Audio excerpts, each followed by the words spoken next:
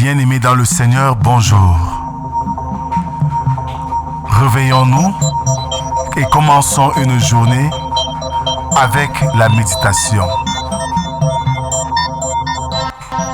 Méditons ensemble est un programme journalier qui nous donne l'occasion de sonder les Écritures, de méditer la parole de Dieu et donner un sens spécial pour notre journée.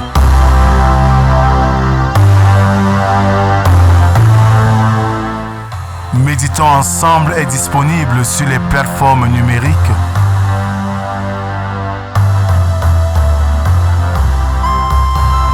Pour vos sujets de prière, contactez la production au 237 6 91 28 29 85 via WhatsApp. Frères et sœurs dans le Seigneur, bonjour. Nous sommes aujourd'hui le mercredi 13 novembre 2024.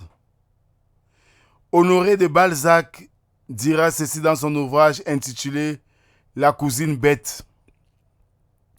L'ignorance est la mère de tous les crimes.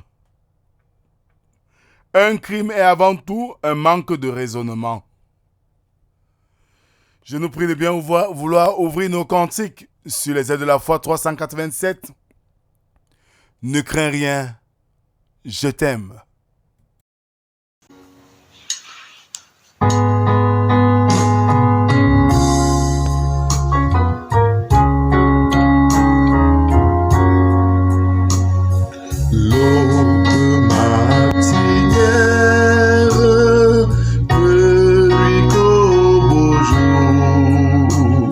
Jésus, ma lumière, m'éclaire toujours. Quand je perds de vue l'astre radieux, à travers la nuit, Jésus me montre les cieux. Jamais tout seul, non, jamais tout seul. Jésus mon sauveur me garde, jamais ne me laisse seul. Non, jamais tout seul, non, jamais tout seul. Jésus mon sauveur me garde, je ne suis jamais tout seul.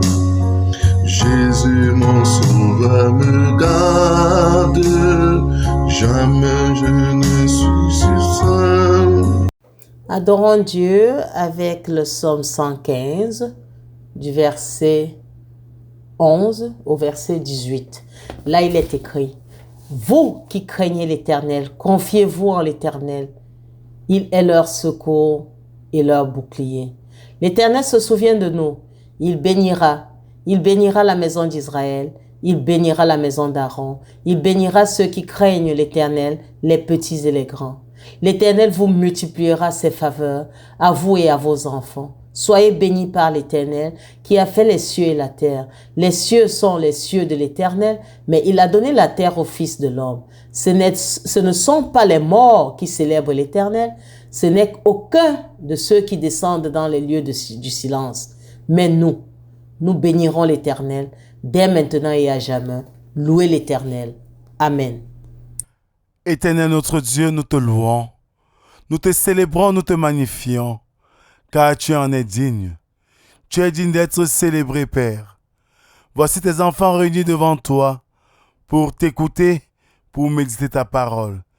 Viens, Seigneur, parle. Nous t'écoutons. Amen. 2 Corinthiens 11, verset 16 à 33. Là, il est écrit: je le répète, que personne ne me regarde comme un insensé. Sinon, recevez-moi comme un insensé, afin que moi aussi, je me glorifie un peu. Ce que je dis, avec l'assurance d'avoir sujet de me glorifier, Je ne le dis pas selon le Seigneur, mais comme par folie. Puisqu'il en est plusieurs qui se glorifient selon la chair, je me glorifierai aussi. Car vous supportez volontiers les insensés, vous qui êtes sages. Si quelqu'un vous a servi, si quelqu'un vous dévore, si quelqu'un s'empare de vous, si quelqu'un est arrogant, si quelqu'un vous frappe au visage, vous le supportez. J'ai honte de le dire. Nous avons montré de la faiblesse. Cependant, tout ce que peut oser quelqu'un, je parle en insensé, moi aussi je l'ose. Sont-ils hébreux? Moi aussi. Sont-ils israélites? Moi aussi. Sont-ils de la postérité d'Abraham? Moi aussi. Sont-ils ministres de Christ? Je parle en homme qui extravague. Je le suis plus encore. Par les travaux, bien plus, par les coups, bien plus, par les emprisonnements, bien plus. Souvent en danger de mort. 5 fois j'ai reçu des Juifs, 40 coups, moins 1. 3 fois j'ai été battu de verge. 1 fois j'ai été lapidé. 3 fois j'ai fait naufrage. J'ai passé 1 jour et 1 nuit dans l'abîme. Fréquemment en voyage, j'ai été en péril sur les fleuves, en péril de la part des brigands, en péril de la part de ceux de ma nation, en péril de la part des païens, en péril dans les villes, en péril dans les déserts, en péril sur la mer, en péril parmi les faux frères. J'ai été dans le travail et dans la peine, exposé à de nombreuses veilles, à la faim et à la soif, à des jeûnes multipliés, au froid et à la nudité. Et, sans parler d'autre chose, je suis assiégé chaque jour par les soucis que me donnent toutes les églises. Qui est faible, que je ne sois faible? Qui vient à tomber, que je ne brûle? S'il faut se glorifier, c'est de ma faiblesse que je me glorifierai. Dieu qui est le Père du Seigneur Jésus et qui est béni éternellement, sait que je ne mens point.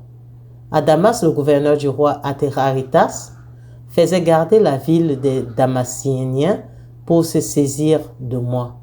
Mais on me descendit par une fenêtre dans une corbeille le long de la muraille et j'échappais de leurs mains. Amen. Mes bien-aimés dans le Seigneur, Paul s'accorde un temps mort. Il annonce qu'il va se glorifier, non en tant qu'apôtre, ni même en tant que chrétien, mais en tant que Paul l'insensé. Il se sent toutefois terriblement embarrassé pour le faire. Il ne voit cependant pas d'autre moyen.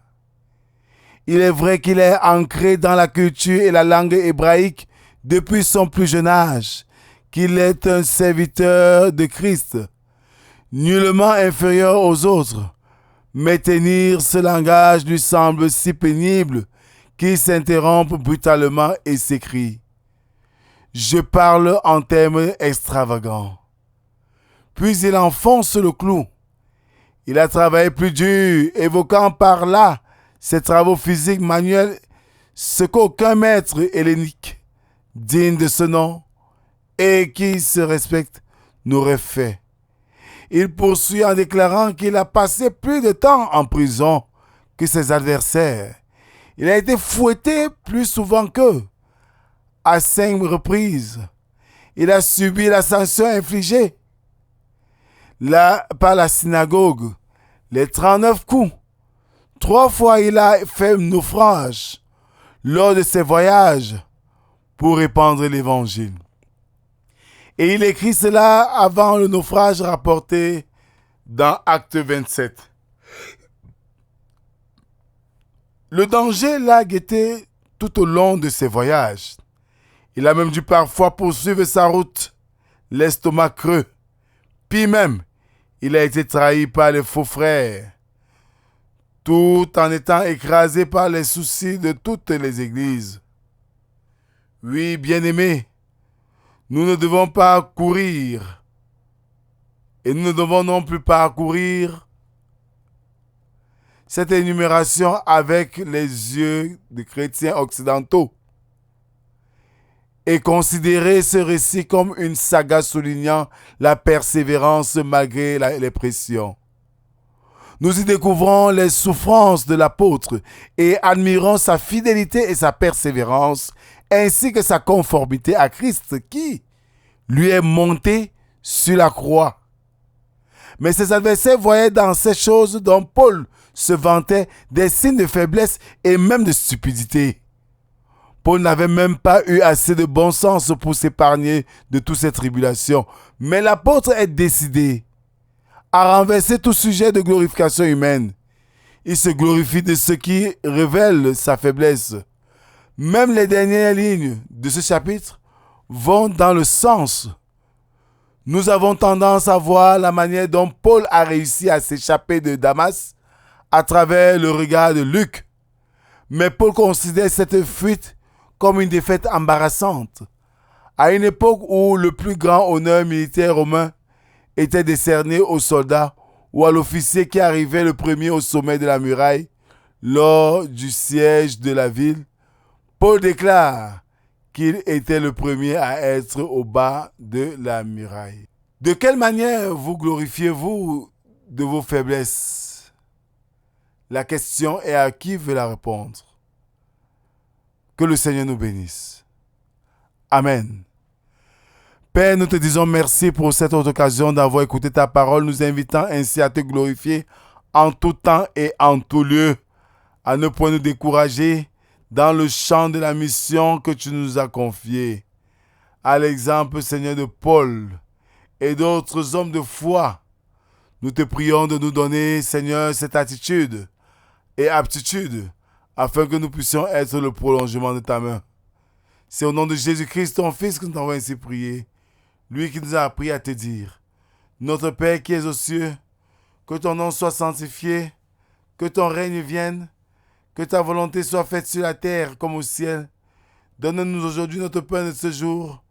Pardonne nos offenses, comme nous pardonnons aussi à ceux qui nous ont offensés. Ne nous soumets pas à la tentation, mais délivre-nous du mal. Car c'est à toi qu'appartiennent le règne, la puissance et la gloire pour les siècles des siècles.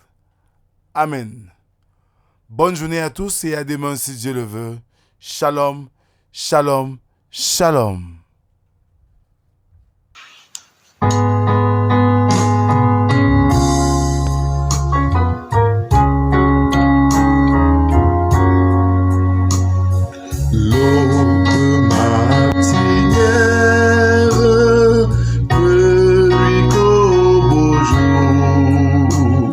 Jésus, ma lumière, m'éclaire toujours.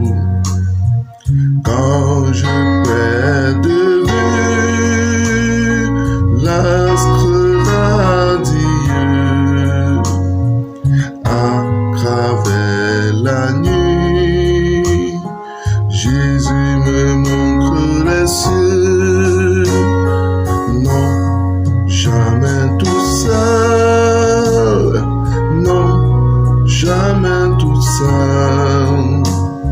Jésus mon sauveur me garde, jamais ne me laisse seul. Non, jamais tout seul, non, jamais tout seul. Jésus mon sauveur me garde, je ne suis jamais tout seul. Jésus mon sauveur me garde, jamais je